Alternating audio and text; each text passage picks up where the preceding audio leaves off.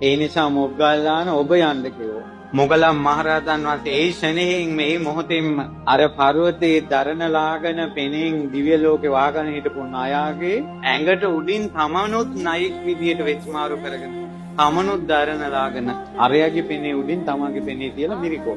ඉරගරවර නන්දෝපනන්ද බැලුවා මේ මොකෙද්ද මේ කියලා හිටපන් කියලා ඉක්මනට ඇඟ මාරු කරගෙන ඇඟෙන් ඉස්සලම දුම් දාන්න පටන් ගත්තා. තමනුත් දුම දාලා. මොගලම් මහරහතන් වහන්සේගේ දුමෙන් නාගයාගේ දුම වැහුණා. නාගයා ගින්දර පිට කරන්න ගත්තා.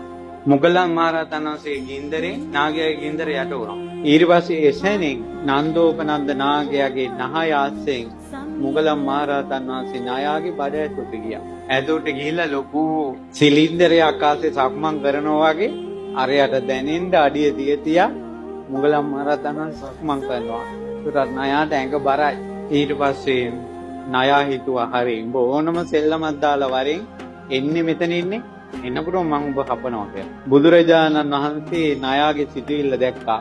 දැකලා බඩ ඇතුළට ඇහෙන්න කිව්වා මොග්ගල්ලාන පරිස්සමෙන් කියලා. අරයයි ණයා හිතනකොට එළියටත් ඇවිල්ලා ඉවර. ඒ සැනින් මොගලම් මහරහතන් වහන්සේ විශාල ගුරු රාජයේ වේතයක් මවා ගත්තා.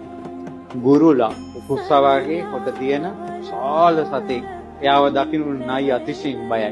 ඒතකොට වේගෙන් අහස් ඉඳලා පියාසර කරගෙන දැහැ ගන්න ස්වභාවයෙන් එනකොටම ඉක්මනට නාග වේශය අත්හැරලා මානවක වේශයක් කරන් වැඳලා කිව්වා මාව බය කරන්න එපා මාව බේරන්න මම ඔබ වහන්සේ සරණ යනවා.